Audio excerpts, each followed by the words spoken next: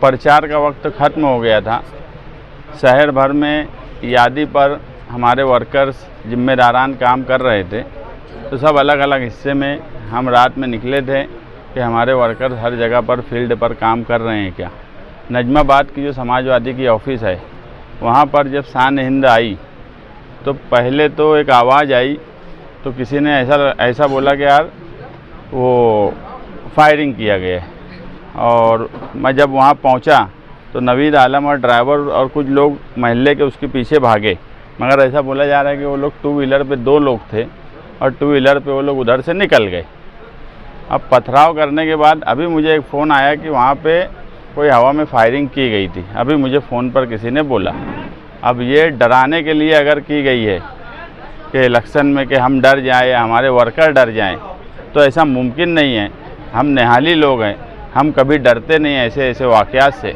बस मैं इतना ही बोलूँगा पार्टी के वर्करों को कि पुलिस डिपार्टमेंट कंप्लेन ले रहा है और हम नहीं चाहते कि यहाँ पर बहुत भीड़ हो और एरिया से वर्कर आ जाएं, जिसकी वजह से हमारा यादियों पे और जो काम चल रहा है एरिया वाइज वो काम डिस्टर्ब हो, इसलिए यहाँ कंप्लेन हो रही है। मगर पुलिस ने इसकी पूरी इंक्वायरी करना चाहिए। इससे पहले भी आज़ाद नगर के जलसे में एक मर्तबा एक लड़के ने ऐसा किया था, हमने आज़ाद नगर में उसकी कंप्लेन भी की थी, उसको पुलिस ने लेकर भी आई थी।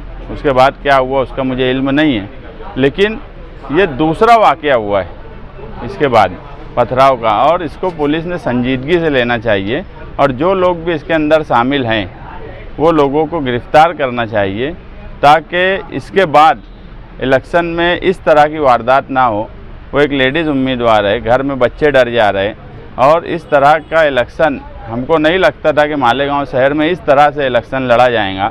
हमने हमेशा देखा है कि इलेक्शन मालेगांव शहर में जोश और जज्बा तो ज़रूर होता है, मगर कभी उम्मीदवार पर पथराव या उम्मीदवार को मारने की कोशिश इस तरह का निहाल साहब के वक्त से कभी हुआ नहीं है। मगर इस तरह की वारदात की हम मजम्मत करते हैं, और जो लोग भी इलेक्शन लड़ रहे हैं वो मुद्दे पर और फील्ड पर इलेक्शन लड़े। ये बहुत ही बुज़दिली वाला काम है, इसको हम बहादुरी वाली बात मानते ही नहीं। ये एक औरत पर इस तरह से हमला करना, ये कहीं ना कहीं इलेक्शन में जो भी मुखालफिन है, अगर उनकी साजिश है तो वो हमको डराना चाहते होंगे, तो हम डरने वाले नहीं। और इस तरह की बुज़दिलाना हरकत कर इलेक्शन लड़ना ये मुनासिब बात नहीं है। कहीं ना कहीं हमारा भी एक घर है, परिवार है, लोग डिस्टर्ब होते हैं, वर्कर्स हैं, कहीं ना कहीं कोई बात हो जाए, इसलिए पुलिस डिपार्टमेंट ने इसकी पूरी चौकसी करना और कार्रवाई करना। समाजवादी पर क्यों हमला हो रहा है?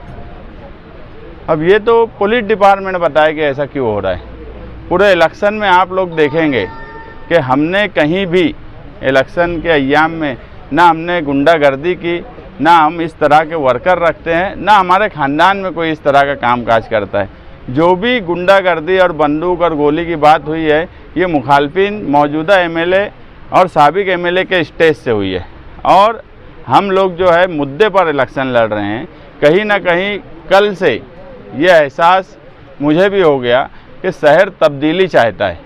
जो मुद्दा समझ में इस इलेक्शन का नहीं आ रहा था, किसी को नहीं समझ रहा था, मगर कल रात से जो महसूस किया जा रहा है कि इलेक्शन तब्दीली चाहता है, और तब्दीली ही इस इलेक्शन का अहम मौजू है और मुद्दा है। तो मुखालफिन को घबराहट है, इसलिए वो चाहते हैं कि हम डर जाएं या हमारे वर्कर डर जाएं।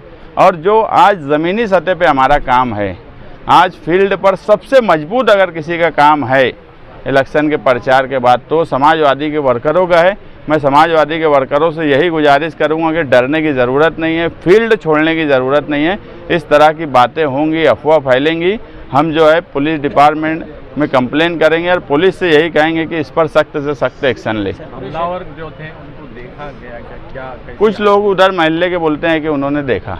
कैसी हालत में थे? नहीं, ये तो मुझे नहीं बताया गया। ये ऐसा बोले कि यार कोई दुबला पतला लड़का था और वो बहुत तेज़ी से भागा, तो वहाँ जो हमारे जिम्मेदार थे उनका बोलना था कि यार 1-2 लोगों ने देखे हैं, अब पुलिस वाले उनसे बातचीत करेंगे। चेहरे पे नकाब था? एक के चेहरे पे मास्क था, ऐसा बोलते।